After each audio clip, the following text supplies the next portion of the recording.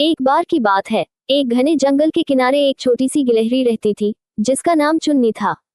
चुन्नी बेहद चतुर और फुर्तीली थी, लेकिन उसका दिल बहुत बड़ा था।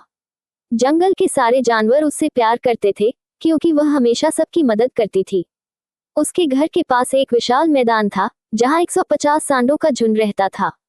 ये सांड बेहद ताकतवर थे और अक्सर आपस में लड़ते रहते थे। सांडों के झुंड के बीच रहना किसी भी छोटे जानवर के लिए खतरे से भरा होता, लेकिन चुन्नी को उनसे कोई डर नहीं था।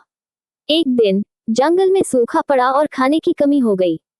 सांडों का झुंड बहुत भूखा हो गया और गुस्से में हर तरफ तोड़फोड़ करने लगा। जानवरों को डर था कि सांडों के गुस्से का शिकार वे बन सकते हैं। गिलहरी चुन्नी ने सोचा, अगर ये सांड इतने गुस्से में रहेंगे तो जंगल का संतुलन बिगड़ जाएगा।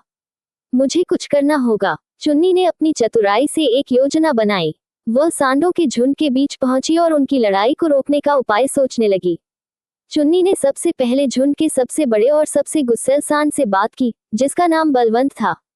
वह बोली, बलवंत भैया, आप इतने ताकतवर हो, लेकिन इस ताकत का क्या फायदा जब आपका झुंड भूख से मर रहा है।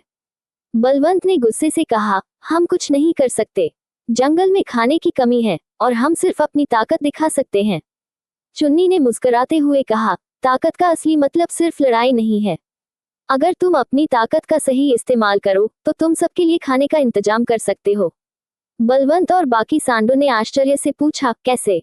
चुन्नी ने बताया कि मैदान के किनारे बड़े बड़े पेड़ों पर बहुत सारे मीठे फल लगे हैं, लेकिन उन पर चढ़ना मुश्किल है।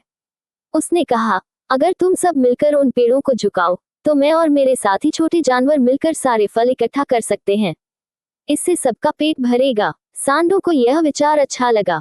उन्होंने पेड़ों को झुकाया और चुन्नी और उसके दोस्तों ने सारे फल इकट्ठा कर लिए। पूरा झुंड और जंगल के बाकी जानवर खुशी से भर गए, क्योंकि अब सबके पास खाने के लिए बहुत कुछ था। इसके बाद से सांडों ने चुन्नी की समझदारी को मानते हुए जंगल में शांति से रहना शुरू कर दिया।